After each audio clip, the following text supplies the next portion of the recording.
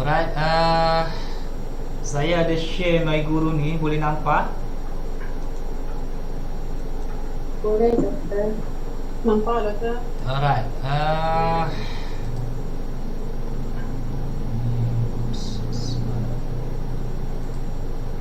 setakat ni kita ada berapa orang? 26 orang, ada lagi yang tak masuk.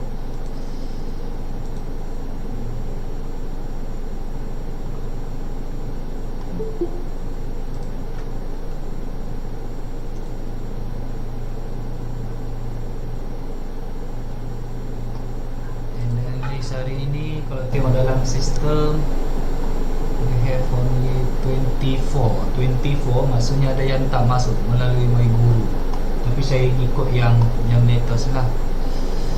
Okey, berkaitan dengan tugasan, untuk makluman semua, ada satu tugasan due date nya pada 6 hari bulan 12, maksudnya minggu ini, minggu ke-8. Okey, so kena hantar dululah. Minggu ke-8 setakat ni baru ada 3 orang yang hantar, Siti Fatimah, Farah Adibah dan Sauni. Doktor. Ya. Tadi dia dah hantar dah pukul 3 pagi. Dia tak keluar. Ai, tak ada pula dalam ni. Dia kadang-kadang kamu punya in progress ke apa tak masuk ni, tak ada. Tak Doktor, ada saya masa. hantar 2 hari lepas. Ya. Ni no submit 26. Tu. Tak hantar lah tu, ada nama kat sini. Ada. Tak ada. Ini dia kena tengok balik lah. Oh, doktor, saya hantar dekat private meeting dulu. Oh, private message ni untuk semakan. Yang tu ini kena hantar lah. Tapi yang ni dah tak sempat dah saya nak semak, dah berapa hari dah ni tinggal due date baru nak hantar. Macam mana saya nak semak? Tak apa, hantar dulu dalam assignment ni. Kalau rasa saya tak boleh terima, saya tak terima lah. Sebab saya boleh reject lagi. So kena hantar je dalam minggu ni. Ini sudah lama dah saya maklumkan.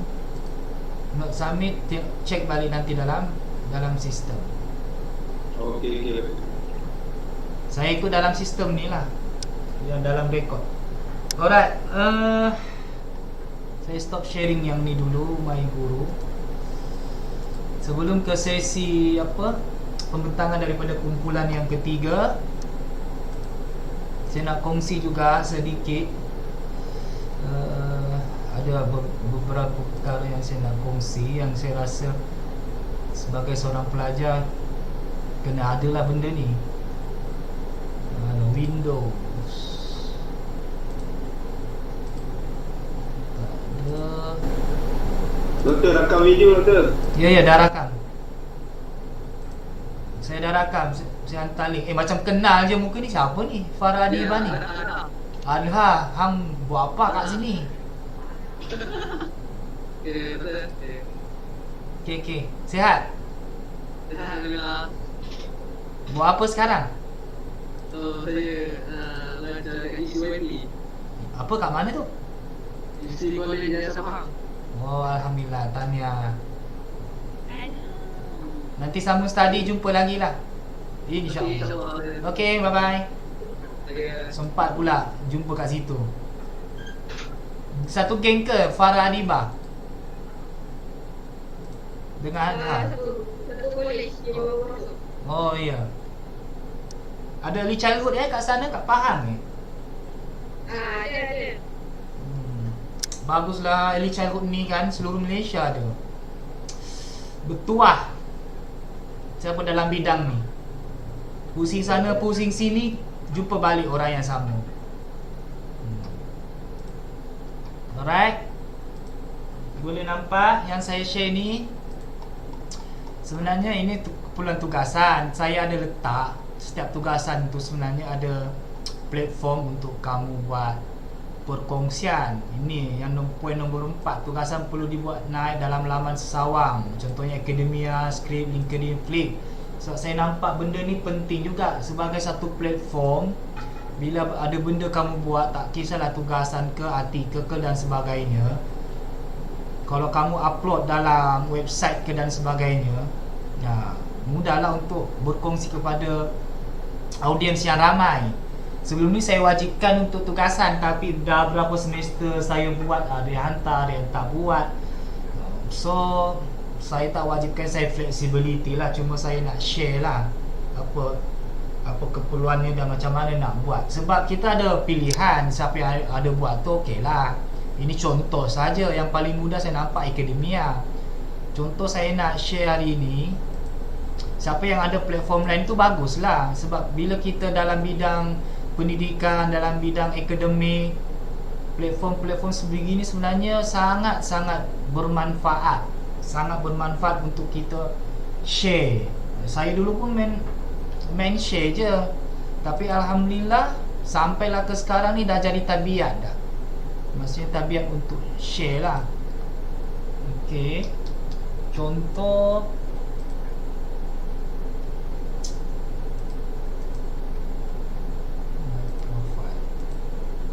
contoh yang saya punya yang ada lah.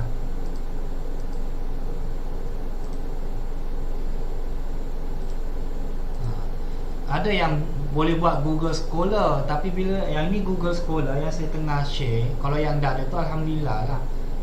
Tak kisahlah siapa-siapa pensyarah ke, guru ke dan sebagainya. Tapi Google Scholar ni hanya untuk artikel, dan dia automatic boleh link. Dia bagi link ni, kita tak boleh upload.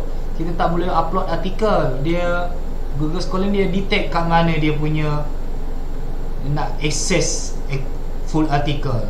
Itu yang payahnya kalau Google Scholar ni. Maksudnya itu dah ada lah. Kita nak upload sendiri tak boleh.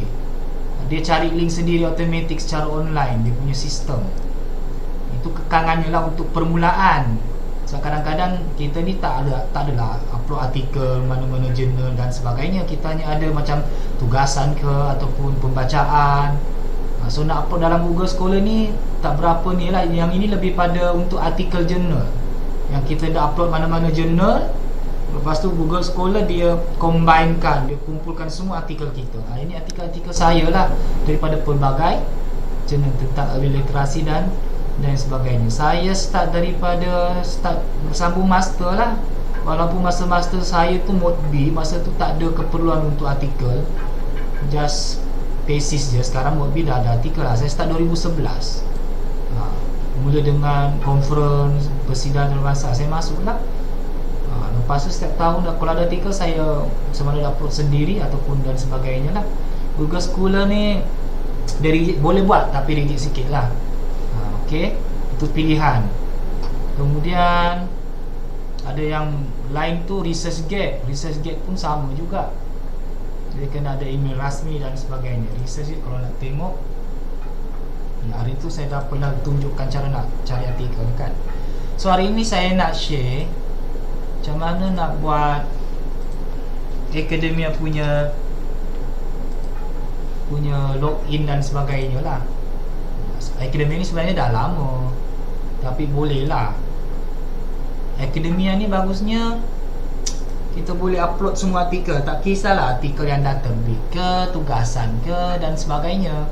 Dan kita boleh buat account lah, buat login. Kejap saya share yang Akademia. Sebab kadang-kadang kita share dan sebagainya, kita tak sangka ada orang baca. Dan maksudnya ilmu yang kita ada tu dikongsi bersama, banyaklah manfaatnya. Dia ada free, ada premium. Ini premium saya taklah, siapa ambil free je. Dah login, boleh guna email biasa. Saya view profile. Ini saya punya profile lah. Mana saya punya profile? Boleh nampak yang Akademia ni. Just pergi academia.com. Akademia apa benda ni? My Akademia. Ini saya punya lah. Boleh artikel, paper, book, conference, tesis dan sebagainya lah. Sama juga lah. Tapi yang ni lagi mudah nak upload. Senang. Mula-mula login. Ini ada message ni, saya tak ni lah. Saya tak sempat baca. Tak tahu dah pasal apa. Ada yang minta full paper. Terima kasih untuk rujukan. Adalah banyak juga yang baca. Mula-mula saya tak buat ni, saya buat Google Scholar dengan Google Scholar dengan ResearchGate je. Tapi saya tengok banyak juga yang nak baca, yang nak permintaan dan sebagainya. Bagi je lah. Untuk rujukan projek tahun akhir UPM apa ni? Buku yang data SPSS sebenarnya bukan saya punya, saya tolong upload. Ramai yang sudah. So bolehlah tengok apa yang saya punya ada dalam ni, boleh download. Ni akademia paling mudah. Dan saya tengok pun ramai yang menggunakannya untuk peringkat awal lah. Lepas akademia bolehlah berjinak dengan Google Scholar, ResearchGate dan platform-platform lain. Ini artikel banyaklah. Yang ini saya tak update lagi lah untuk tahun ni. Tahun ni pun ada artikel baru, nanti saya akan upload jugalah. Kalau Google Scholar tu senang, dia boleh link, kita tarik je. Ada saya punya modul dalam ni, buku analisis data SPSS yang simple tapi senang. Saya guna masa master buku ni lah, banyak bantu saya. Paling mudah nak faham untuk peringkat asas SPSS, siapa yang guna kuantitatif lah. Ini dan sebagainya. Okay, just log in, guna email, sign up. Kalau tak pernah ada lagi, sign up, upload macam biasa. Contoh upload, choose file. Kalau ada file lah, contoh assignment kamu kan, choose file. Dalam ni contoh lah, saja je lah.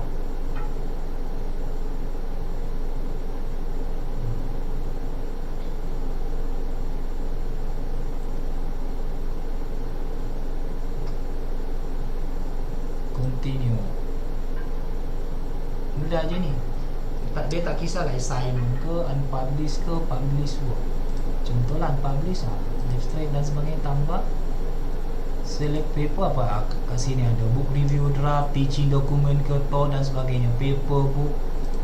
Save and finish dah lah. So maksudnya tugasan-tugasan kamu yang kamu buat analisis artikel, kamu buat apa, ringkasan proposal, summary, pun boleh masuk dalam ni. Lepas tu bila nanti ada artikel ke, boleh masuk. So maksudnya itu pun jadi koleksi. Senang nak rujuk selepas itulah. Okay, so saya log out ini. Ni academia.edu. Dia punya ni. Kalau siapa-siapa yang ada buat, bolehlah lampirkan nanti assignment tu. Kalau ada yang buat, saya tak wajibkan lah, sub to you lah. Kalau rasa perlu buat, kalau tak, kalau berkesempatan, tu academia.edu. Alright. So hopefully ada masa lagi dalam 2 hari ni, kena hantar ya. So itu saja untuk perkongsian hari ini. So saya teruskan dengan sesi pembentangan yang ketiga daripada kumpulan yang ketiga. Tanpa buang masa, saya persilakan ahli-ahli kumpulan. Dan kalau membentang tu tolong on video lah, sebab nak tengok muka dan membentang. Okay, dipersilakan. Bismillahirrahmanirrahim. Assalamualaikum warahmatullahi wabarakatuh. Waalaikumsalam warahmatullahi wabarakatuh. Saya mewakili grup yang ketiga yang terdiri daripada saya, Ami, Nasihat, Pavitra, Usha dan Jen. Mana yang lain? Yang lain tu online. Saya nampak ada 3 orang je ni live.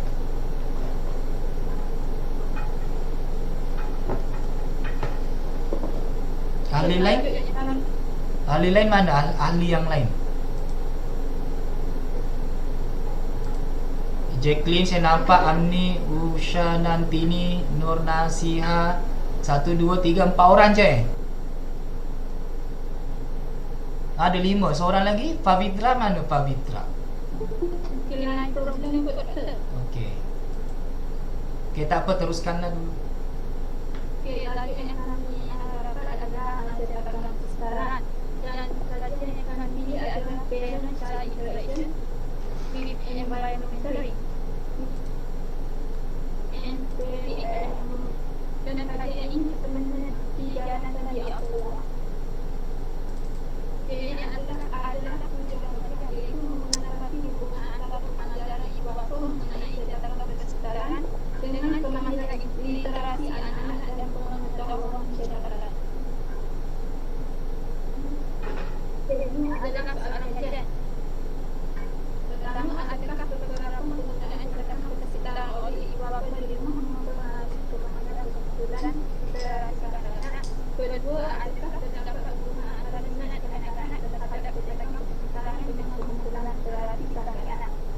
Okey, ini artikel tahun bila kamu dapat? Saya tak tengok tadi. Artikel tahun bila? Boleh.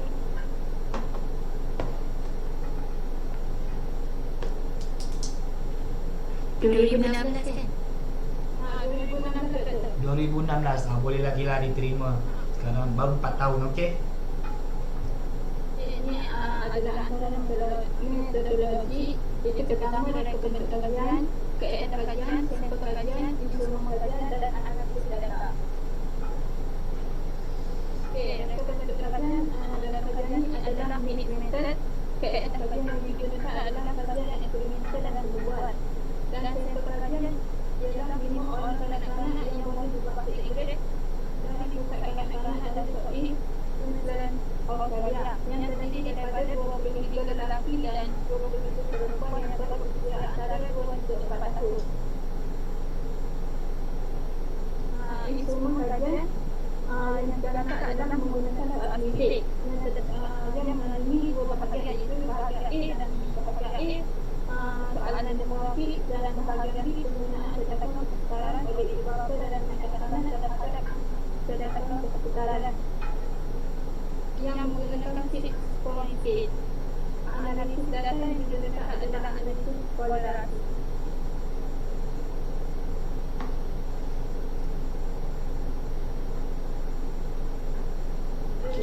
Dr. Sally, Ya. saya tak boleh nak on kerana sebab keadaan tak mengizinkan.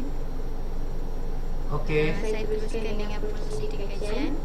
So hopefully yang akan datang, pembentang lain akan datang, kena bersedia lah supaya keadaan itu mengizinkan kalau membentang.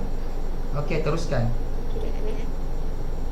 Okey, untuk prosedur kajian ni, ibu bapa dan kanak-kanak yang berminat dipilih untuk menjalankan kajian ini dan diminta untuk mengisi soalan sidik yang diberikan. Dan sesi pertemuan individu dengan kanak-kanak dalam generasi ini dilaksanakan dengan pendidik di sebuah bilik di pusat pengajian juga. Soalan sidik ini mengandungi konsep cetakan huruf besar, bunyi huruf, kemudian dan tulisan. Ini adalah untuk soalan-soalan sidik. Question, okey, kejap saya nak tengok. Kejap saya nak tengok. Question used to measure parent use to teach children and children.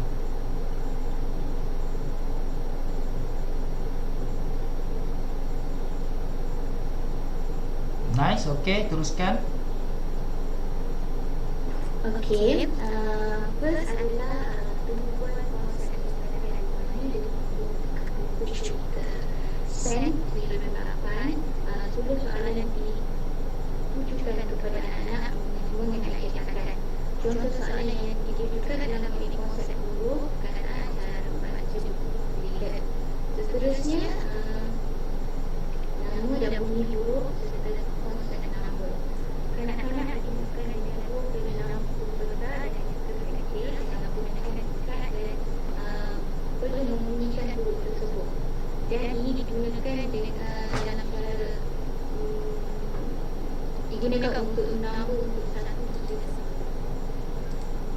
dengan menggunakan indeks.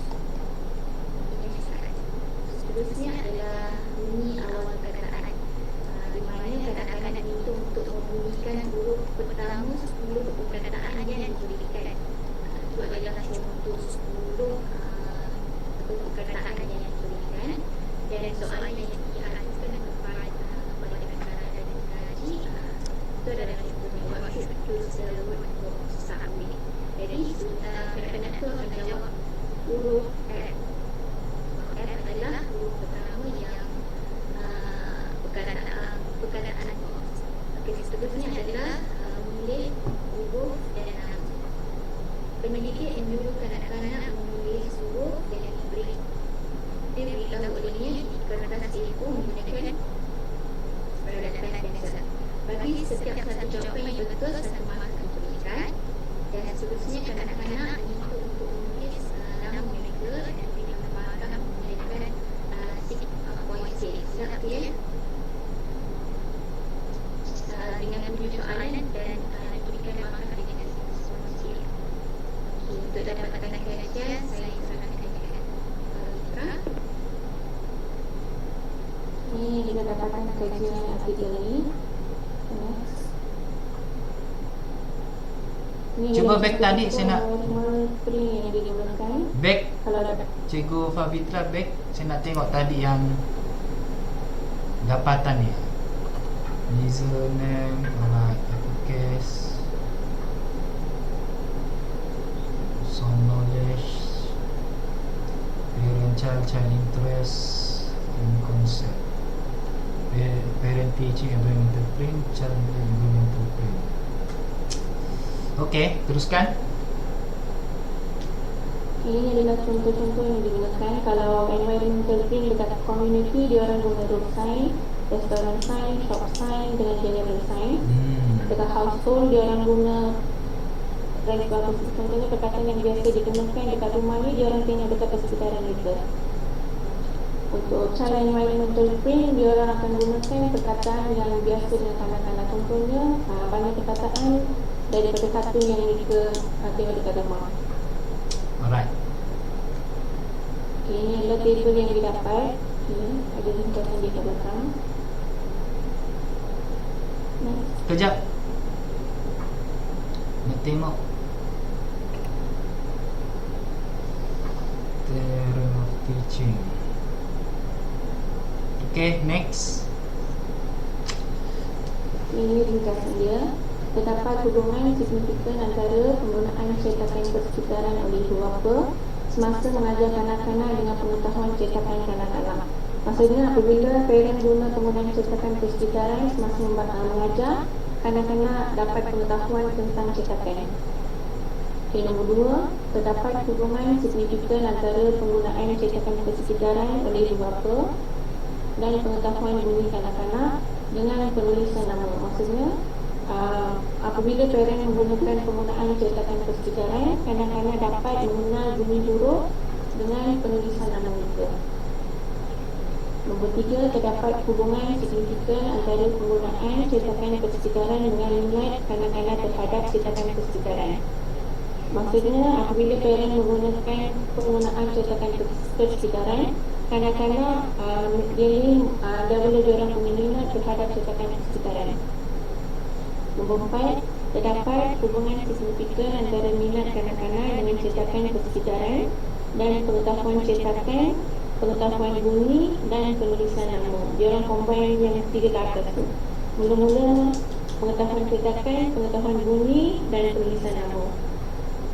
Last sekali, tidak ada hubungan signifikan antara pengetahuan cetakan kanak-kanak, iaitu cara membaca dari kiri dan kanan, huruf kecil dan huruf besar dengan minat kanak-kanak dengan cetakan persekitaran.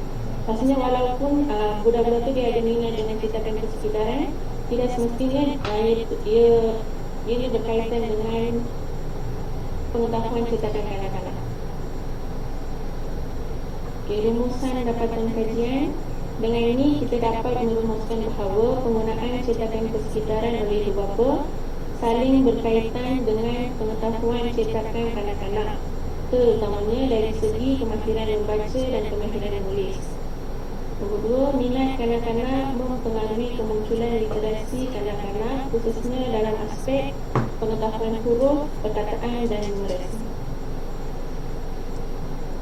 Okay, seterusnya saya sambung.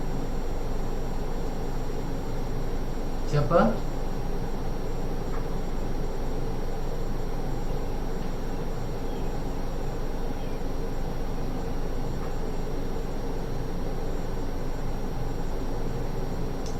Okey, seterusnya sampai tujuan dia.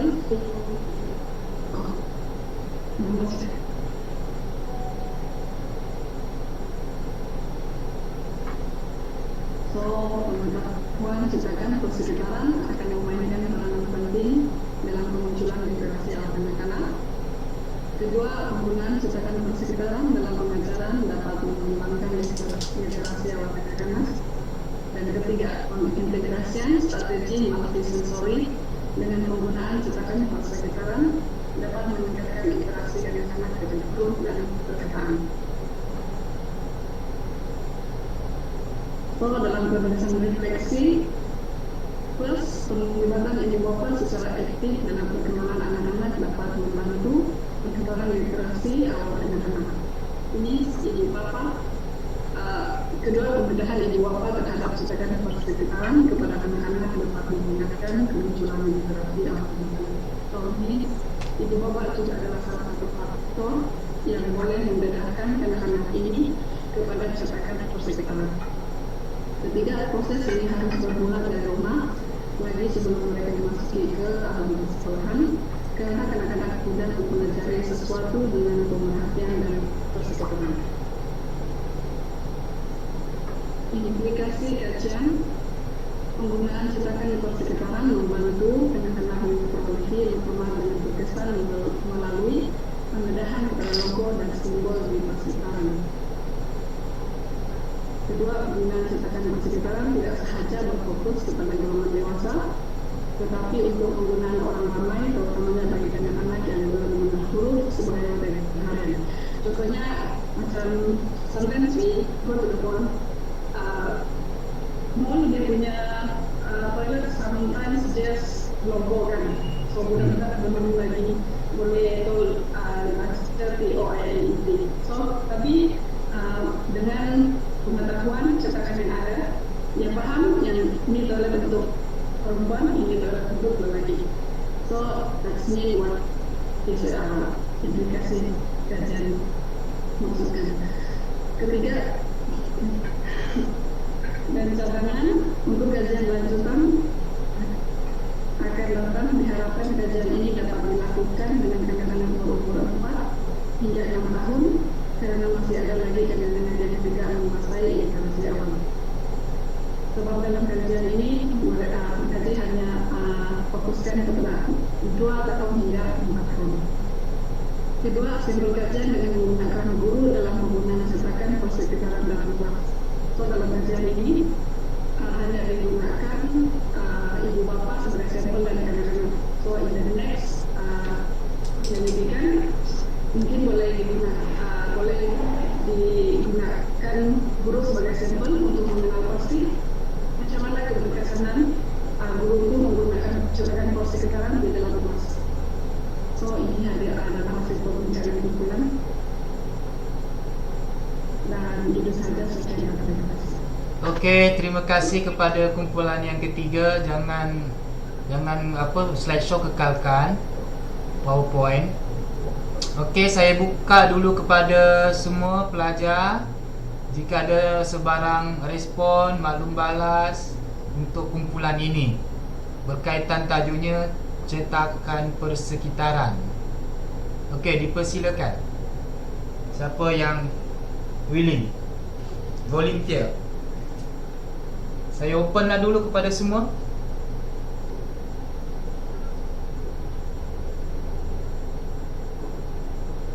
Hello? Anyone? Pergi mana dah semua? Hilang? Masih ada. Okey, kalau masih ada tolong bagi respon. Apa yang kamu faham, apa yang tak faham, tanya kepada pembentang. Pembentang mesti faham tentang tajuk ini.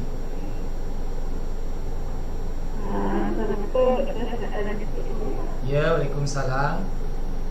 Saya tinggal dia. Saya dah ikut ibu, jadi saya pun tak berapa tahap dia lah. Mengenai literasi ini,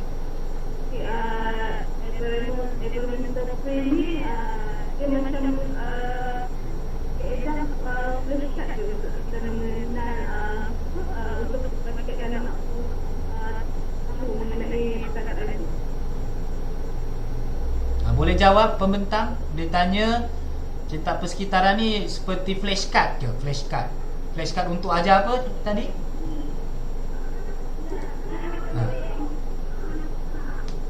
Dalam persekitaran bukan hanya kepada penggunaan flashcard, tetapi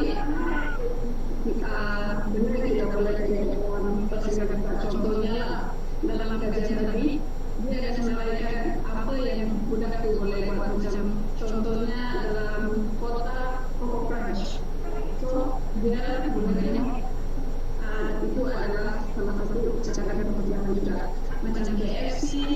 McDonald itu adalah termasuk dalam PPKM pencegahan persekitaran. Okey. Bagus. Ya. Okey, lagi ada soalan lain lagi? At least. Okey, terima kasih kepada Siti Nadia atas soalan yang diberikan. Ada lagi?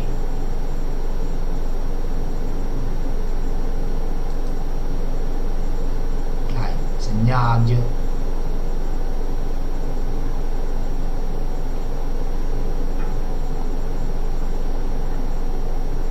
Kalau senyap saya pilihlah secara rawak. Kalau bercakap saya bagi cakap.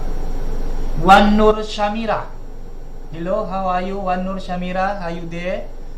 Wan Nur Syamira. Ada kat sana tak? Ada dalam ni. Saya tengok dalam people ni lah, dalam Google Meet ni. Secara rawak. Wan Nur Syamira. Bagi respon ataupun soalan tentang tajuk ini. Sebab saya tak nak saya je bagi respon ataupun pembentang je, bentang yang lain senyap. Tak dengar suara Wan Nur Syamira. Ada yang ikut. Ya. Ada soalan tak atau ada respon tak? Okay, saya nak bertanya sikit lah. Dengar tak? Okey, teruskan. Wan Nur Syamira, lepas ni saya nak respon daripada kamu. Okey, Sauni. Berkaitan dengan cekakan persekitaran. Macam mana kita mengatasi kesan dia kepada kanak-kanak? Maksudnya kesan dari segi aspek apa tu, Sauni? Maksudnya macam mana kita tahu dia dapat kesan daripada cekakan persekitaran tu? Apa bukti yang diorang boleh dapat input tu dari cekakan persekitaran? Ya. Macam mana kita boleh jelaskan? Ataupun apa kepentingan cetakan persekitaran tu sebenarnya kan? Okey, sila jawab pembentang.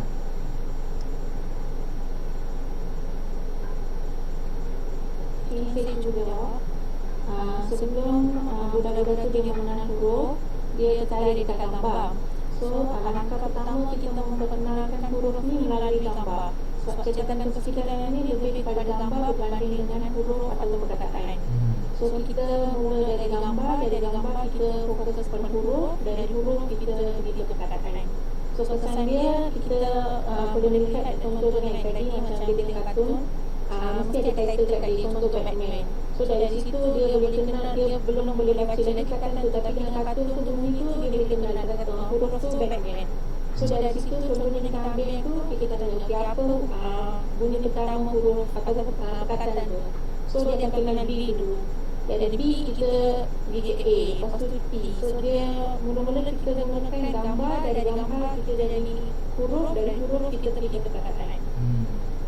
So maksudnya walaupun kanak-kanak tu tak pandai baca lagi macam Batman tadi kan, tapi dia boleh sebut Batman. Betul cikgu? Sebab dia tengok logo Batman tu kan, logo dengan tulisan. Dia tak boleh baca lagi, tapi sebab dia dari dedahkan dengan apa, cetakan persekitaran tadi, logo tadi, dia boleh sebut. Secara tak langsungnya lah, dia boleh faham maknanya. Okey. Okay, thank you. Okay, Wan Nur Syamira, your response please. Pergi mana dah? Ya, teruskan. Saya dulu lah dengan apa yang saya tak ada komen. Faham tak apa yang dibentangkan ni? Faham? Saya faham. Saya setuju dengan yang jawapan tadi tu. Sebab di sini dapat dia orang tengok gambar, jadi orang dapat apa yang macam yang seperti dia bentang juga. Dia dapat gambar ni satu orang. Wan Nur Syamira kerja sebagai cikgu ke? Oh, pernah tak amalkan ataupun pernah buat aktiviti tak tentang cetak persekitaran di center? Contohnya buat apa?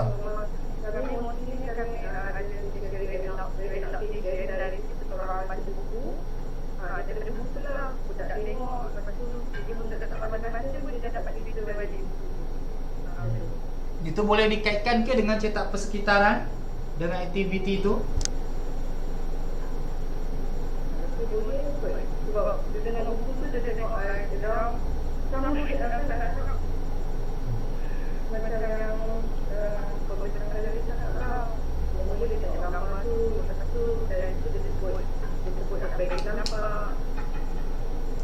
Alright. Doktor, saya ada satu soalan. Okey. Yang mengenai umum ini, saya nak clarification juga sikit tadi. Environmental training, maksudnya teman-teman cakapkan cakap persekitaran ini, dia tak semestinya dalam bentuk perkataan. Dia dalam bentuk logo, tapi walaupun budak-budak tak boleh membaca, dia boleh mengenal. Betul? Oh, dalam bentuk simbol. Okey. Jadi saya nak satu soalan dekat situ juga. Sebab tadi saya rasa tu SDN tu dia kata diorang nak buat kajian ni untuk 4 hingga berapa tahun yang ada cadangan tu? 6 4 hingga 6 tahun. Kenapa diorang nak buat kajian lanjutan akan datang ni 4 hingga 6 tahun? Kerana masih ada lagi kanak-kanak yang tidak menguasai literasi awal. Daripada sudut macam mana yang cetakan persekitaran ini sebenarnya membantu kanak-kanak liter menguasai literasi awal. Sebab dia sepatutnya untuk skill budak berapa tahun, berapa tahun. Kenapa diorang untuk jalan lanjutan ni diorang fokus kepada 4 hingga 6 tahun. Yang itu saya nak tahu mungkin kumpulan ada kumpulan ada design dekat situ yang penjelasan mungkin. Okey, bagus soalannya, soalan yang sangat mencabar. Okey, pembentang sila bagi respon. Saya tak nak tolong.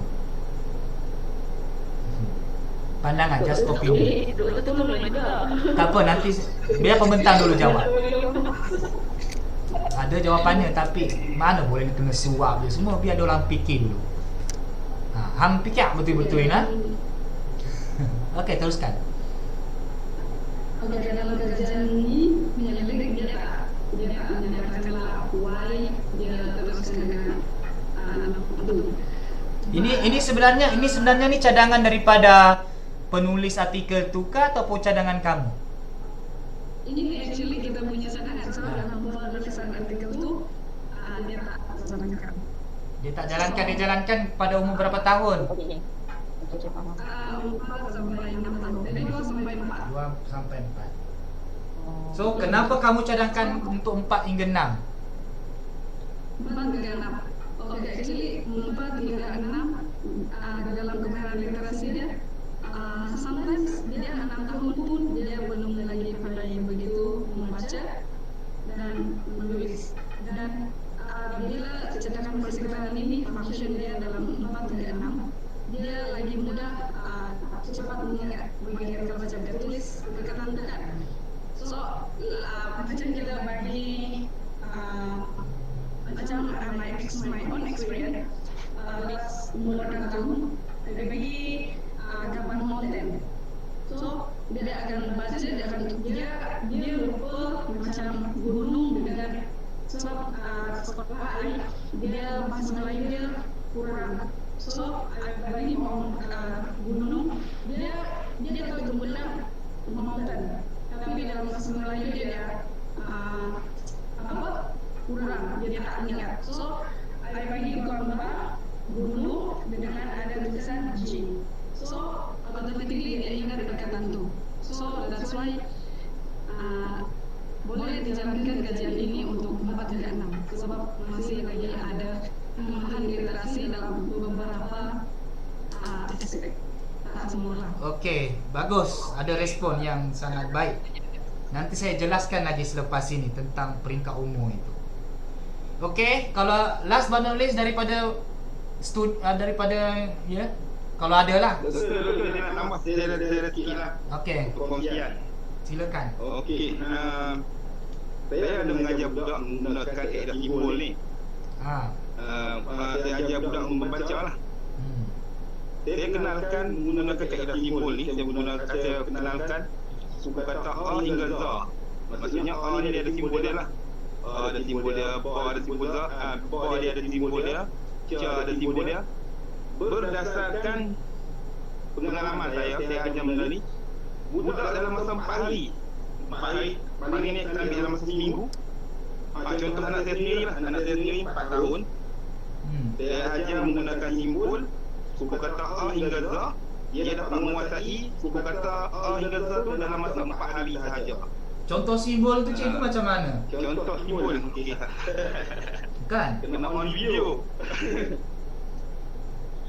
Simbol tu guna tangan ke guna apa? Guna tangan. Kena on video, kena bagi tunjuk lah. Contoh kan? Contoh kalau macam Ca, dia tunjuk macam ni. Okey, macam ni Ca. Maksudnya bila dia tengok simbol ni, dia akan sebut ini Ca. Contoh kalau dia baca kan. Kalau macam A macam ni, macam ni pula. Macam huruf A tu. Buat simbol lah. Ini A. Kalau Ca macam ni, simbol. Jadi bila macam dia baca sampai dekat Ca, dia tak faham kan. Saya tunjuk macam ni, dia akan sebut ini Ca. Dalam masa 4 hari anak saya dapat kuasai lah A hingga Z dengan menggunakan teknik. Tapi yang tu untuk kalau suku kata lain macam mana? Macam Ci, Cu, apa semua. Atau simbol ni just untuk kalau macam contoh Ja, dia jadi Ja. Nampak tak gitu? Jadi Ja. tapi untuk suku ada simbol ni. Tapi ni just untuk suku kata je lah. Ya, dia ada suku kata A dan Z. Okey. Menarik perkongsiannya. Itu saja. Pernah jalankan kepada murid-murid? Ya, saya cikgu sekolah. Saya ajar dekat murid-murid. Saya sampai yang tu lah. Banyak dalam tempoh wang berbulan lah. Yang memang murid cepat dapat lagi. So macam mana peringkat seterusnya? Dia boleh baca dengan lancar ke bila dah method tu, and then boleh bantu tak untuk peringkat seterusnya bila kita guna simbol kan, dia buat kepada suku kata I kan. Contoh I kan, itu guna teknik leleng bunyi lah. Contoh kalau macam leleng bunyi ni macam dia semua bunyi kan. Contoh A, I, U, Ba, I, U. Kalau Ca, Ca, I, U kan. Kalau Ba, I, U. Dia boleh jadi simbol kan. Kalau macam I kan, I contoh kalau macam huruf I kan, I kita bayangkan tu adalah orang lah. I kalau jumpa orang kita kena senyum. Okey, bila jumpa orang macam BI kan, kalau jumpa orang tu mesti kita senyum. Kalau senyum ni apa? BI kan, senyum kan. Kalau F ketemu dengan I tu, kita senyum. Senyum ni B. Kalau jumpa I kita senyum ni apa? I. Alright. Okay, bagus. So maksudnya ada teknik ataupun kaedah sendirilah yang dihasilkan untuk membantu kanak-kanak menguasai kemahiran membaca. Ini kalau betul. Kalau kita nak saya contoh anak saya sendiri lah. Anak saya sendiri 2 bulan setengah dia boleh membaca dengan lancar. Dia boleh baca ini. Dia boleh baca apa? Suku kata? Dia boleh baca semua perkataan ayat yang macam saya pergi ke perpustakaan dengan kawan, dia boleh baca. Menarik. Dia boleh baca, dia kerap dia boleh baca, buku Gandhi dia boleh baca. Itu umur berapa tahun dia dah boleh kuasai? Dia umur 4 tahun setengah. Umur dia 4 tahun setengah saya ajar. Dalam tempoh 2 bulan kita dia boleh membaca. Boleh baca lancar dah? Ya, boleh baca lancar. Okey. Sekarang ni umur dia bawah ini masih 6 tahun. So satu inovasi jugalah. Ya. Alright, nanti kita bincang lanjut lah. Mungkin ada kaitan dengan kamu punya research kan? Ya. Alright. Okey. Okey, sama. Saya teruskan dengan pembentang. Okey, sebenarnya tajuk ni sangat menarik juga. Okey, walaupun artikel yang kamu print 2016, tapi sekali lagi kaitkan dengan cetakan persekitaran dengan parents. Okey, cuba next. Hubungan antara parents punya penglibatan lah. Cetakan persekitaran. Okey, next. Cuba back. Hubungan, kekerapan, okey. Adakah hubungan minat dan dengan kemunculan, bukan kemunculan emergent, kita istilahnya pemunculan. Tak apalah, next. Segi istilah. Okey, reka bentuk next. Okey, mixed method saya nampak lah dia punya kajian ni, nampak jelas. Eksperimental, ada temu bual. Cuma nak tanya, temu bual tu sebenarnya untuk mengukur apa Temu bual untuk mengukur apa? Data apa dalam kajian ini?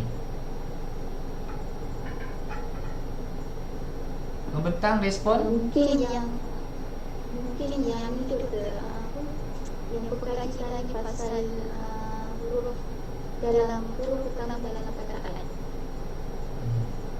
Sebab saya nampak ada dua instrumen kan, soal selidik dengan temu bual kan. Okey. Ya. So kamu faham tak temu bual tu untuk apa? Cuba tengok temu bual.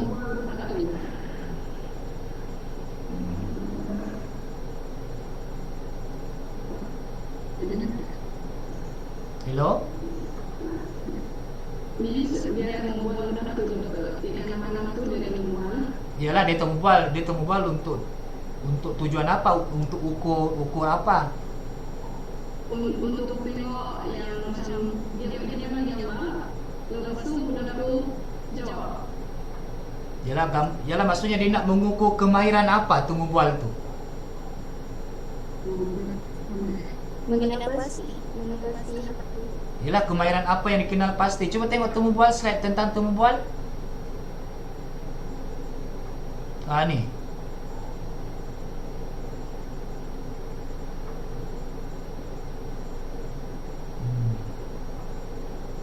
So kamu faham tak apa benda ni yang dia temu bual ni, tentang kemahiran apa ni?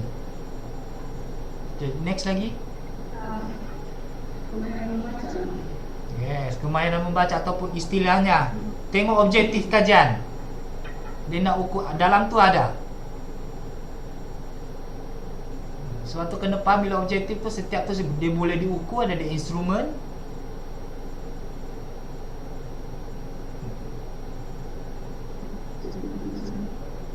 Cuba back. Okay, back. Pergi objektif.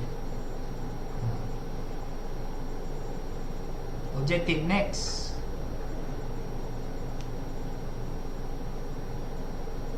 Okay, ni soalan. Atau objektif soalan lah. So kita fahamlah kekerapan pengguna cetakan persekitaran oleh ibu bapa. Apa instrumennya untuk diukur? Dia guna apa? Instrumen apa ni? Supaya biar jelas. Pembentang boleh detect apakah instrumen untuk mengukur kekerapan pengguna cetakan persekitaran oleh ibu bapa. Hello, pembentang mana pembentang ni? Alright, betul, soal selidik. Kemahiran pemunculan literasi kanak-kanak macam mana dia ukur? Eksperimental. Itu kaedah kajian eksperimental. Instrumen dia.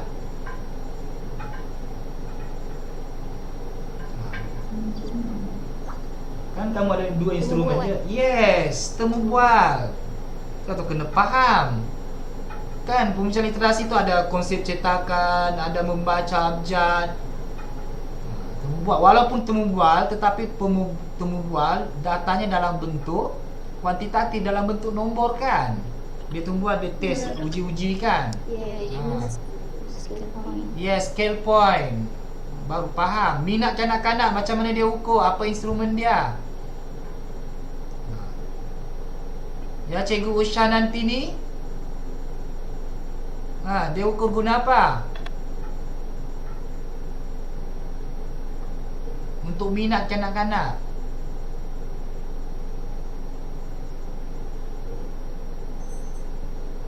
Yang lain?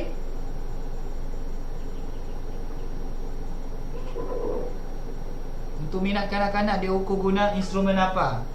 Cikgu Fabitra ada jawapan? Temu bual. Temu bual, are you sure? Sebab dekat situ dia ada soalan mengenai minat kanak-kanak. Cuba tengok back tadi. Lepas tu kena faham. Tengok soal selidik. Demografi. Bahagian B, penggunaan. Yang tadi, back. Ni dah jawapan dia. Penggunaan cakap oleh ibu bapa guna soal selidik. Minat kanak-kanak soal selidik. 6 point scale. One never 6 times daily. Kan? So boleh nampak kan, baru boleh jawab kajian, baru ada data. Sebab tu bila buat objektif kena jelas apa instrumen. Kadang-kadang satu instrumen boleh merangkumi ke semua objektif. Kadang-kadang perlukan instrumen lain. Macam ini, soal selidik boleh ukur dua aspek. Penggunaan cetakan setara oleh ibu bapa dan minat kanak-kanak. Okey, cuba next. Prosedur kajian, temu bual individu. Okey. Okey, next. Ini yang bagus soal selidik. Kamu ada contoh soal selidik. Parent use environmental print 7 question, 7 soalan, 1 until 3. Macam mana? Child interest in environmental print 3 question. Ilham does show interest following. Biasanya untuk satu pemboleh ubah ataupun satu konstrak ataupun satu benda yang kita nak ukur, minimum 3 soalan untuk soal selidik, 3 item. Ini okey lah, minimum, dia guna minimum. Respond weekly, daily, so maksudnya benda ni kamu boleh buat secara soal selidik. Mungkin nak tahu sejauh mana tahap amalan penggunaan ibu bapa. Untuk peringkat motsi, satu instrumen pun dah boleh dah. Parent, nak tengok hubungan antara dua ni je, parent dengan minat kanak-kanak pun boleh dah. Satu soal selidik. Itu yang bagus ni baca artikel. Ini pun dah boleh jadi satu kajian dah. Nak tengok hubungan antara penggunaan cetakan pesetara ibu bapa terhadap minat kanak-kanak kena cetakan persetaraan. Satu tajuk, satu soal selidik pun satu instrumen dah. Ini pun jarang orang buat. Okey, next. Ini saya temu bual lah. Okey, next. Saya tak ni dapatan kajian. Ini dapatan kajian. Ada mean, environmental print. Tapi biasanya untuk parental environment dia punya mean lah 7 point dan sebagainya. SD range. Ini name writing apa semua ni daripada temu bual tu lah. Okey, next. Paling menarik yang ini sebenarnya. Kalau grup kamu dapatan ataupun nilai tambah grup kamu yang bagi banyak penerangan sebenarnya kat sini. Inilah konsep persekitaran. Cetak persekitaran ada 3 jenis. Yang ini pun orang tak kaji lagi. Community environmental print, road sign, restaurant sign dan sebagainya. Household, di rumah kan. Child, mungkin boleh tambah lagi di taska kan. So ini something bagus lah. Okay, next. Ini dapatan next. Okay, ini saya nak back. Saya nak tanya pembentang. Semua ada hubungan-hubungan, so menunjukkan kepentingan cetakan persekitaran terhadap pengetahuan cetakan kanak-kanak tentang tulis nama, pengetahuan bunyi. Ini ada hubungan. Cetakan sekarang penting dengan minat kanak-kanak. Kemudian apa lagi? Cetakan bunyi, penulisan. Tengok dia ada kaitan, ada hubungan, maksud hubungan positif. Bila ada hubungan positif maksudnya penting lah. Okey, dia ada kaitan. Cumanya ada satu part ni tidak ada hubungan signifikan antara pengetahuan cetakan kanak-kanak dengan minat kanak-kanak dengan cetakan apa ni? Dengan cetakan persekitaran. Ini sepatutnya kamu kena bincang, kena jelaskan why. Ada baca tak dalam perbincangan dia, kenapa tak ada hubungan signifikan antara pengetahuan cetakan dengan minat kanak-kanak dengan cetakan persekitaran?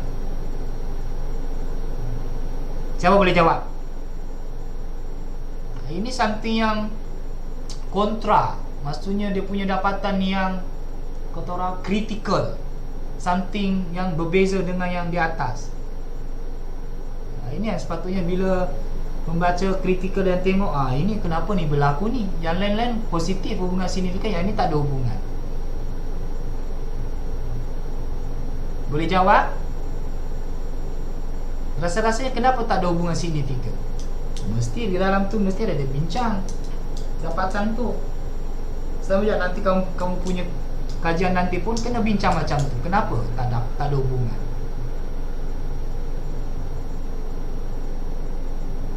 Ada jawapan daripada pembentang ataupun yang lain-lain? Sebab tu bila ini baru satu artikel, sebab tu kena baca mendalam, bukan betul-betul yang berkaitan, kena baca keseluruhan lah. No respon. Okay, next. Sepatutnya kena tahulah benda-benda ni bila yang lain-lain pun group akan datang, kena alert. Kalau ada dapatan yang kontradis ataupun yang critical, kena explore. Okay, next. Hello, ya? Yeah? Siti Zazwani. Ya. Doktor, saya nak tanya sikit berkenaan dengan reka bentuk kajian kumpulan, boleh saya tunjuk balik tak sebab tadi? Ya. Saya ada muskilan sikit. Alright. Yang tadi. Reka bentuk kajian. Okay, ini. Betul. Okey, kaedah kajian. Okey, doktor, kalau kat sini dinyatakan bahawa kaedah kajian ni menggunakan eksperimental. Tapi di sini saya tak dapat lihat di manakah kajian eksperimental dilakukan, di mana kumpulan kawalannya, di mana kumpulan rawatannya. Ada penjelasan tak daripada ahli kumpulan? Ya, betul. Apa yang kita bandingkan, saya tak tahu.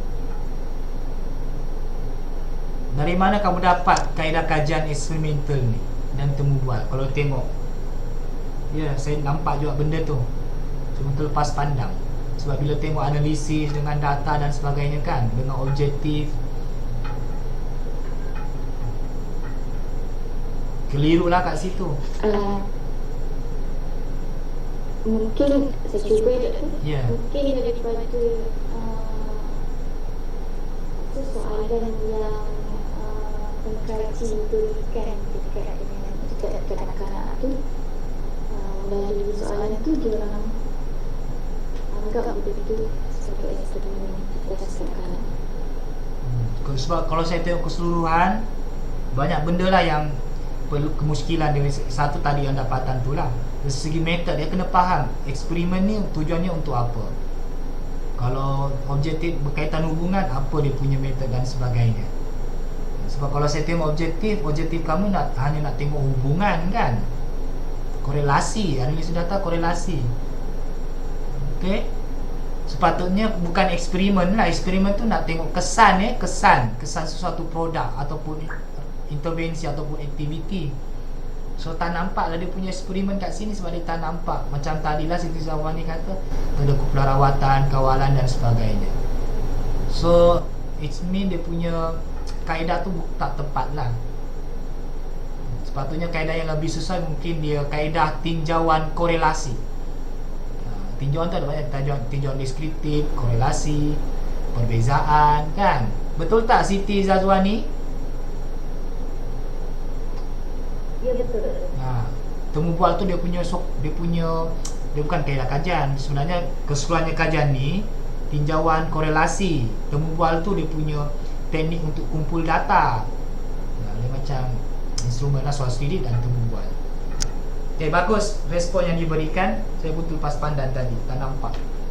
Okay, teruskan supaya clear. Okay, lagi. Tapi sekeluruhannya okey lah, dia punya ni. Alright, next. Refleksi, okey. Okay, next. Okay, dah kot. Tahniah untuk pembentang. Cuma saya nak tambah sedikit tentang apa yang dibincangkan. Sedikit saja, we have only about 30 minit. So saya akan share. So siapa yang share ni, Usha nanti ni boleh stop kot sharing.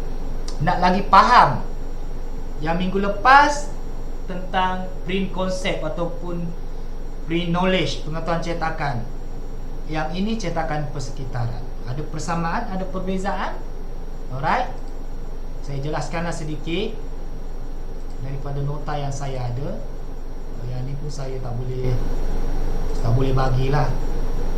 Ini hal milik eksklusif, belum boleh dikongsikan. Tapi saya kongsi dalam video ni je lah.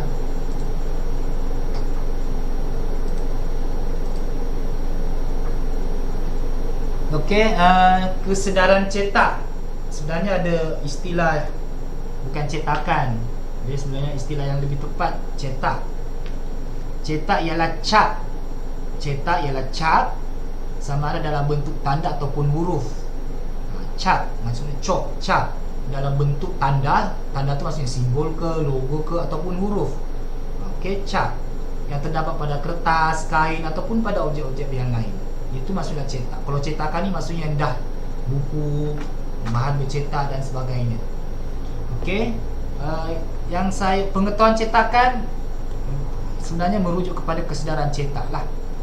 Okey, kebolehan kanak-kanak untuk mengenal cetak. Mengenal cetak tu bermula daripada cetak persekitaran, konsep cetak dan seterusnya perkataan tulis. So dia ada peringkat. Paling mudah untuk kanak-kanak kenal ialah cetak persekitaran. Yang inilah environmental print. Lepas tu konsep cetak dan seterusnya perkataan bertulis ataupun huruf. Okey, saya tak nak bagi faham dulu. Okey, cetak persekitaran merupakan tahap paling rendah dalam peringkat kemahiran literasi awal dan wujud apabila kanak-kanak berumur 2 tahun ke atas. Sebenarnya dia, kalau peringkat literasi ni dia ada banyak bahasa dan sebagainya. Kalau menurut KESO ni, dia paling tahap yang paling rendah. Selain bahasa tadilah, bahasa tu dia boleh tengok umur juga, perkataan dan sebagainya. Yang boleh dikuasai, dia bermula umur 2 tahun. Dia dah boleh faham dah tentang cetak persekitaran. Sebab tu sepatutnya kita ajar dulu tentang cetak persekitaran lebih sesuai peringkat umur 2 tahun lah, 2 tahun dan ke atas. Okey, mereka lebih cenderung memfokuskan tanda visual ataupun logo, contoh warna dalam bentuk cetak persekitaran. Tu saya kata tadi, mereka sebenarnya membaca tanda ataupun simbol. Dia baca maksudnya dia faham. Walaupun dia tak boleh baca, dia faham.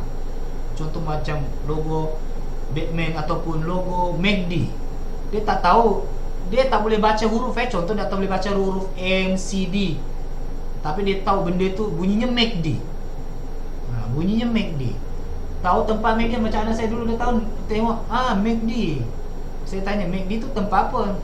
Fries. Sebab dia tahu selalu makan fries kat situ. Bukan selalu lah, dia makan fries kat MACD contohnya. Tapi ada pula kanak-kanak lain yang saya umur 4 tahun dan sebagainya, dia tak sebut MACD. Yang dia boleh baca, dia kata apa ni? Ni MCD. So dia boleh baca MCD. Oh MCD, mula-mula saya MCD. Oh dia baca huruf. Tapi ada kanak-kanak dia baca simbol, sebutan MACD. Kita yang bagi tahu makna MACD. Kita yang bagi tahu dia, tapi dia tak boleh baca lagi, tapi dia faham. So maksudnya di sini cetakan persekitaran ni nak bagi, paling pentingnya ialah dia nak bagi faham kanak-kanak setiap cetakan itu ada makna, ada bunyi, ada makna. Itu yang paling penting. Contohlah macam sebelum dia mengenal perkataan ni pun contohnya ayam, perkataan ayam ataupun ibu, itu pun cetakan yang bila baca dia akhirnya dia akan faham ayam tu ada makna dia, itulah ayam. Ibu, itulah ibu. Sama juga. So peringkat awal nak bagi faham setiap cetakan ada makna. Itu sebenarnya ada Cikgu Umi kata tadi, Umi Hani tadi tanya apa kepentingan dengan literasi. Itulah kepentingan dia nak bagi pemahaman asas bahawa setiap cetakan itu ada makna, ada bunyi. Betul. Ya. Saya tanya satu soalan. Pasal cetak persekitaran ni, ada tak dia punya macam kepentingan dia dari sudut perkembangan bahasa untuk kanak-kanak peka? Untuk sebab kita kan yes. Kita kan bahasa sign language kan. Kita tak cetak persekitaran untuk anak-anak yang ada masalah hearing impairment atau yang mute ni. Sebab itu dah membaca bahasa isyarat. Okay, sekejap saya ada call. Sekejap. Alright, hello. Oh ya ke? Saya ada kelas. Tak apa. Alright, tak apa.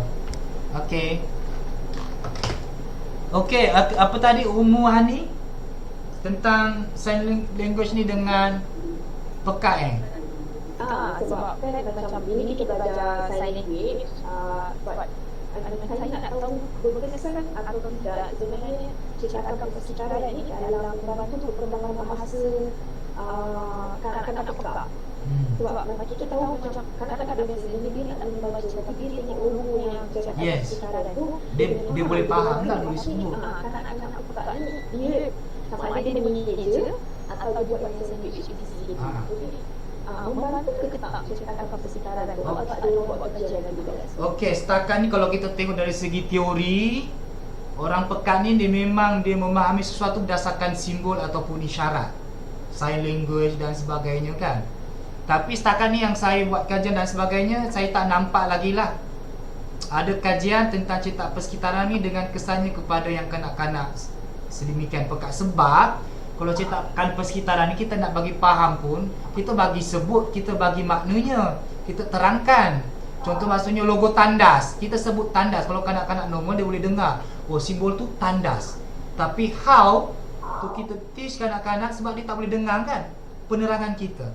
So mungkin I don't know, mungkin macam sign language tu ada tandas tu adalah maksud dia kan. Sign language ni simbol.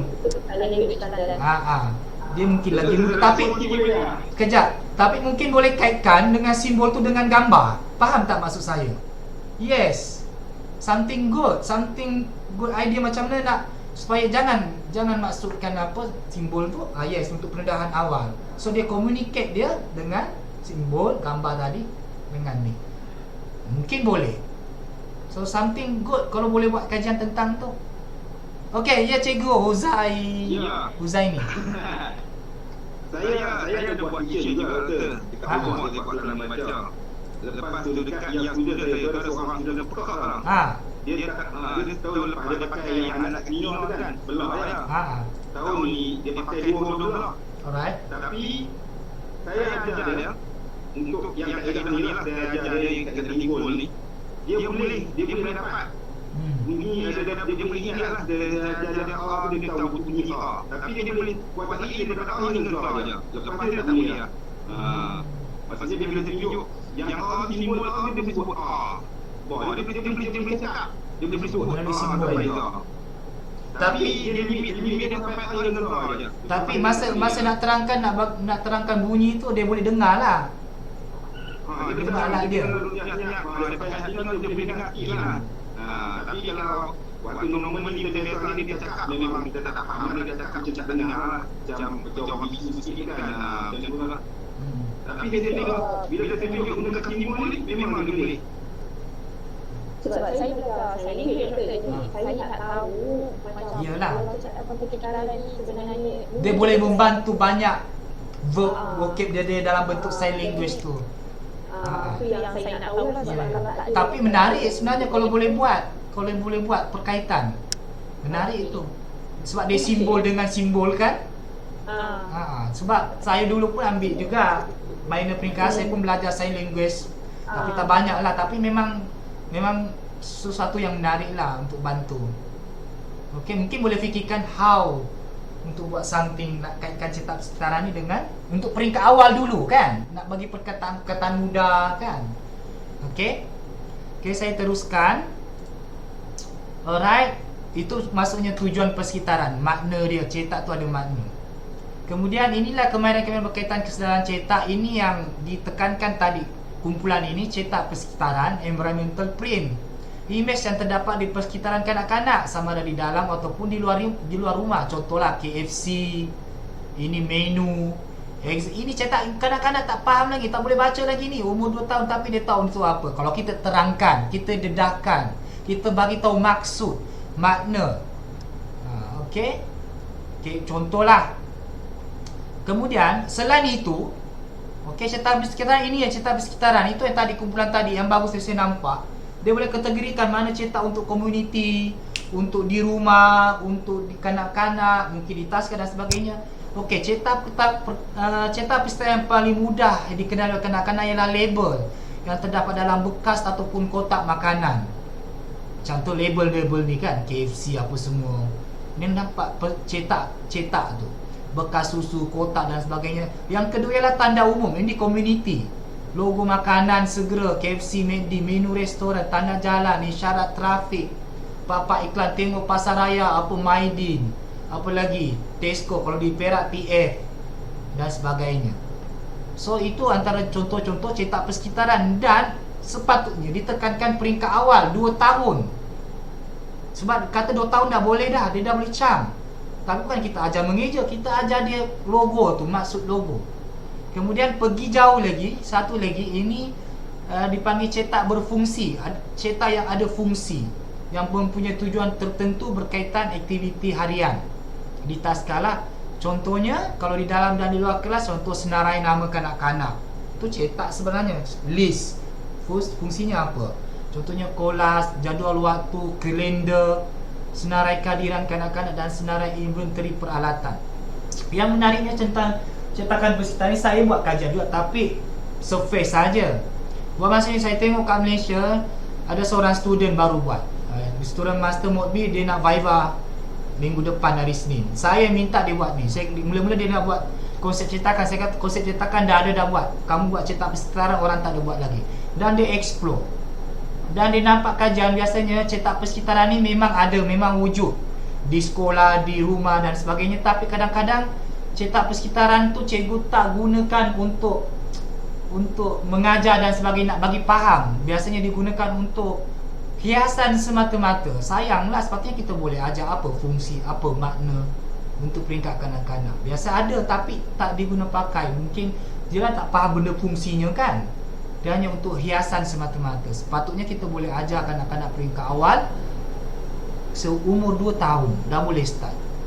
Ini contoh cetak persekitaran. Jangan just buat untuk sebagai hiasan. Apa fungsinya, apa tujuannya, apa namanya. Walaupun kanak-kanak tak boleh baca, kita dah faham dah. Okey, ini cetak berfungsi lah. Itu tentang cetakan persekitaran. Kemudian yang kedua ialah konsep cetak. Konsep cetak, pengetahuan cetak yang kumpulan minggu lepas bentang. So sebelum konsep cetak, sebenarnya cetak persekitaran dulu. Konsep cetak ni lebih kepada konsep about print. Clay 1979 perkenalkan. Maksudnya konsep cetak ni lebih merujuk kepada buku. Sebab tu sebelum yang tadi tu dia tak kaitan buku lagi, dia just environment, persekitaran dia, nak tahu makna cetak tu. Yang ini konsep cetak merujuk kepada tentang buku, mana bahagian depan buku, belakang buku, apa maknanya, baru seterusnya huruf dan perkataan, dan akhir sekali ayat dan sebagainya lah. Okey, ini contoh yang lebih spesifik. Mengetahui fungsi buku adalah untuk membaca. Kenal bahagian depan, belakang, bahagian buku lah. Pegang buku dengan cara yang betul. Itu adalah antara konsep-konsep cetak ataupun konsep buku. Mengetahui tajuk, penulis dan ilustrator buku. Buka halaman buku betul dari kiri, dari kanan ke kiri untuk buku tulisan Rumi lah. Kalau Jawi terbalik pula. Buku, membuka buku tanpa tertinggal halaman, menamakan objek dalam gambar, barulah dia lagi-lagi suka dan sebagainya. Beza antara cetakan dengan gambar, kandungan cerita, tempat mula dan sebagainya. Itulah konsep buku. Maksudnya yang berkaitan dengan buku cerita. Sebab tu saya tanya tadi, kenapa dia tak ada hubungan signifikan antara konsep cetak itu, konsep cetak dengan minat cetak persekitaran. Sebab konsepnya berbeza. Konsep cetak lebih pada buku, cetak persekitaran lebih pada environment. Itu mungkin salah satu faktornya kenapa tak ada hubungan signifikan dalam artikel pembentang tadi. Yang saya boleh nampak lah perkaitannya. So maksudnya bila perkenalkan buku cerita, jangan terus tengok konten cerita, buka buku terus baca cerita. Sebenarnya kita boleh explore buku ni peringkat awal. Dedahkan mana bahagian-bahagian buku, depan, belakang, atas, bawah, tajuk, penulis, ilustrator. Saya buat dengan anak saya, dia faham. Sebab nak faham konsep buku dulu. Buku tu ada apa dalamnya, mana cetakan, mana gambar. Lepas tu dia faham sebenarnya yang bagi cerita dan sebagainya bukan gambar tapi tulisan. Sampai anak saya kadang-kadang ayah kena baca ni. Kalau saya kadang-kadang skip je kan, ini dia kata apa? So maksudnya dia faham yang bagi cerita dalam buku cerita tu sebenarnya teks cetak. Itu sampai peringkat yang dia boleh mahir lah, dia boleh faham lah fungsi cetak. Mengetahui yang cetak memberitahu kandungan cerita. Jangan terus kita baca terus dah. Kita faham mula-mula okey, dah settle bahagian-bahagian buku okey. Lepas tu mana tulisan, mana gambar bagi dia faham. Ini dia kata macam ni dan sebagainya lah. Okey. Dan menurut Moro 2019, sebanyak 1000 buah buku perlu dibacakan kepada kanak-kanak sebelum mereka memasuki tadika. Ini kajian dia. Sebelum masuk tadika, at least kena ada 1000 buah buku lah dia explore untuk menguasai konsep buku dan seterusnya, bersedia untuk membaca. So benda-benda perlu ditekankan juga. Kalau fikir balik berapa buku yang disediakan di taksir ataupun di tadika untuk pembacaan kanak-kanak. Bukan setakat nak baca lancar untuk menguasai konsep buku tadi. Bersedia untuk membaca. Okey, kerana tingkah laku membaca wujud semula jadi semasa umur anak tati 1 hingga 2 tahun. Tingkah laku membaca, maksudnya dia belik-belik buku, berpura-pura membaca. Dah ada start umur 1 hingga 2 tahun. Okey. Kemudian kesedaran cetak mengikut umur. Okey, ini tak perlu sangat lah. Kanak-kanak dalam kesedaran cetak sejak umur 2 tahun lagi dah boleh. Ini kajian daripada Zaina, Dr. Zainia. Saya punya SV, pensyarah di UPSI. Dia buat satu, itu saya kata dia dah buat kriteria konsep cetakan bagi kanak-kanak berumur 2 hingga 4 tahun. Dia dah buat satu kajian tinjauan, tinjauan deskriptif. Ini yang kanak-kanak boleh capai, konsep cetakan. 2 tahun kanak-kanak dah boleh pegang buku dengan betul. Itu yang saya kata, di Malaysia ni dah ada kajian dah tentang konsep cetakan. Dr. Zainal dah buat. Dah nampak cukup lengkap, menarik dah. Mungkin boleh duplikat, mungkin aspek lain, tapi cetak setaran kurang lagi. Mengetahui kulit muka atau depan buku. 3 tahun dah tahu dah fungsi pegang buku dengan betul, sampailah mengetahui tempat permulaan dan penghujung ayat. Inilah antara konsep cetak. Kena bezakanlah. Kesedaran cetak ni terdiri daripada cetak persekitaran, konsep cetakan, cetak berfungsi. Cetak persekitaran pula ada yang tadi itulah, yang di komuniti, di rumah, kanak-kanak dan sebagainya. 4 tahun dah boleh tahu teknik mengisahkan gambar dan sebagainya lah. Dan saya ada buat kajian juga. Kalau ini kajian saya lah, antara 3+ dengan 4+. Kalau ikutkan 2 tahun dah okey dah semua. 100 lebih lah sampel. TM tu telah menguasai. Kalau tengok keseluruhan umur 3+ tahun ni, kanak-kanak masih sedang menguasai. 4 tahun dah boleh capai dah semua. Cuma yang saya terkejut, saya pun hairan dan ajaib lah, kenapa cetakan persekitaran simbol ni kanak-kanak 3+ dengan 4+ masih tak menguasai, masih sedang menguasai. Saya pun keliru. Mungkin tak ditekankan kot. Simbol yang sini saya nak perkenalkan mudah aja. Simbol tandas. Tandas lelaki, tandas perempuan. Saya terkejut lah, umur 4 tahun 4+ ni, 100 lebih ni sedang menguasai. Maksudnya dia tak faham maksud simbol tu. So kemungkinan kurang didedahkan. Mungkin orang nak alah tak penting pun. Sebab sebenarnya dia penting untuk bagi tahu makna simbol. Mungkin parents pun kurang bagi, tapi yang ini yang saya dapat, yang saya dapatlah, dan yang lain-lain pun samalah untuk tiap pelaut banyak lagi dia tak kuasai. Ini mungkin faham gambar, beza mana cetak gambar, peraturan cetak mungkin suka dan sebagainya lah. Kalau tentang huruf, perkataan saya faham lah, tapi yang simbol tentang simbol mudah belum dikuasai. Okey, apa yang perlu kita buat? Aktiviti sokongan. Okey, menurut kajian Kosul Palin 2013, ini daripada Singapura, kanak-kanak biasanya baca buku sekurang-kurangnya 10 minit dalam satu sesi. Baca buku, dia belik-belik tu, dia lebih kurang dalam 10 minit ataupun 5-10 minit lah. Ini umur 5-6 tahun tadika, bolehlah 10 minit. 4 hari ataupun lebih dalam seminggu. 4 hari dalam seminggu sekurang-kurangnya, ataupun 3.5 jam seminggu. Ini selepas waktu persekolahan. Maksudnya selepas tu, maksudnya lepas taska tadika, dia ada parents dia buat di Singapura lah. Tapi kalau di sini kita tak tahulah, tak ada lagi kajian berapa jam. Ini contohlah, kena dedahkan untuk meneroka pelbagai jenis buku. Bukan nak baca pun, just dedahkan buku, jenis buku dan sebagainya yang ada. Apa lagi boleh buat? Ini di sekolah, di taska tadika, penerapan konsep cetak melalui aktiviti yang menarik dan bermakna kepada kanak-kanak. Do you like a lemon? Inilah cetak, dia cetak berfungsi. Cetak bukan setakat perkataan dan sebagainya, huruf, nombor, jawi dan sebagainya, itu antara cetak-cetak yang lain lah. So berdasarkan perbincangan di atas, kesedaran cetak merangkumi cetak persekitaran, konsep buku, fungsi cetak, sampailah ke peraturan cetak, arah bacaan, tanda bacaan dan sebagainya. Dan akhir sekali jenis cetak, iaitu perkataan dan huruf, ataupun huruf, suku kata, perkataan dan ayat. Apa-apa saja benda yang bercetak, itu adalah kesedaran cetak. Tetapi ada konsep-konsep lain lagi, cetak persekitaran, kemudian apa lagi, konsep buku dan sebagainya lah. Okey, itu secara keseluruhannya tentang kesedaran cetak. So saya harap jelas. Ada soalan ataupun respon?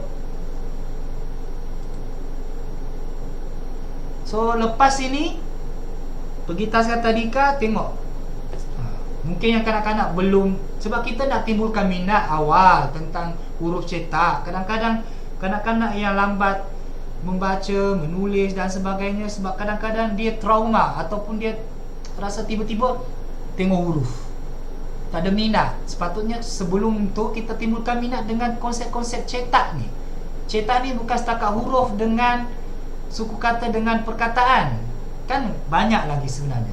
So maksudnya cetak persekitaran ni selain boleh bagi makna, dia boleh bagi minat. Minat, bagi timbulkan minat kanak-kanak terhadap cetak. Sebelum pergi kepada huruf, jangan terus kita sepatutnya peringkat awal tu kita dah boleh bagi dah pendedahan awal untuk bagi timbul minat kanak-kanak terhadap cetak. Okey, ada apa-apa soalan? Faham tak apakah itu kesedaran cetak? Apakah itu cetak persekitaran, konsep cetak, apa kepentingannya? Jangan pandang mudah tentang cetak persekitaran. Mungkin mudah bagi kanak-kanak umur 5-6 tahun, tetapi untuk umur 4 tahun ke bawah mungkin penting sebagai pendedahan awal tentang konsep cetak, tentang makna dan bagi minat kepada kanak-kanak. Jangan kita straight to the point nak ajar huruf terus bagi huruf secara langsung. Mungkin kanak-kanak tu boleh, tapi bukan semua kanak-kanak sama. Mungkin ada yang kanak-kanak memerlukan pendedahan yang lebih santai, lebih mudah, lebih dia faham dan tak terlalu formal, standard dengan huruf dan sebagainya. Sebab kanak-kanak ni perkembangan dia berbeza-beza, personality dia berbeza-beza, background dia berbeza-beza. Bagi saya cetak persekitaran ni penting untuk peringkat awal, umur 2 tahun, 3 tahun, 4 tahun. Dan penting juga bagi yang low ataupun yang lambat. Mungkin kita perlukan, mungkin macam kelas apa yang dia lambat baca tulis, mungkin kita kena start awal lah. Mungkin dia memerlukan pendedahan yang lain. Mungkin dia dah bosan dengan huruf dan sebagainya. Tak apa, kita back dulu biar lambat. We go to the first environmental print, and then mungkin dia minat dengan aktiviti-aktiviti yang menarik, and then go to the buku. After that barulah boleh perkenalkan perkataan ataupun huruf dan sebagainya. Alright, I think that's all for today about the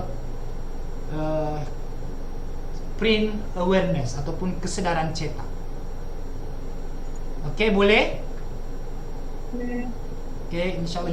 Okay, hopefully membagi satu gambaran yang jelas lah tentang kesedaran cetak ni. And then saya minta kumpulan yang membentang tadi, don't forget to send your PowerPoint and your article. Send dalam My Guru pun boleh, private message bagi link, ataupun send, lebih better kat situ lah supaya tak lepas pandang. Kalau email susah, saya nak cari balik. Alright, I think that's all for today, and hopefully for the next week kumpulan lain pula dengan tajuknya apa? Fonologi. Fonologi. Kena beza juga tu. They are more about phonology awareness, phonological awareness ataupun kesedaran fonologi. Kita nantikanlah kumpulan siapa tu.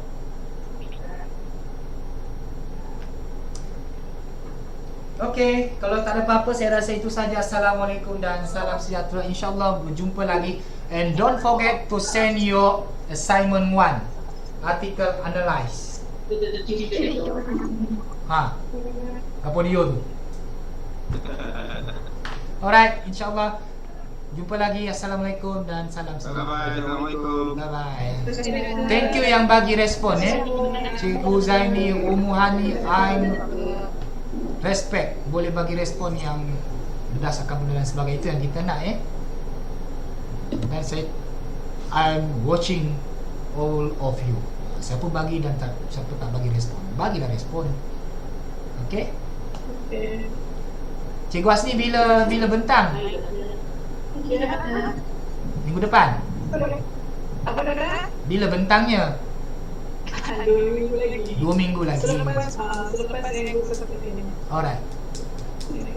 Okay, saya leave dulu ya. Ada urusan lain. Assalamualaikum. Okay, nanti saya share video ni dalam Google Drive macam biasa.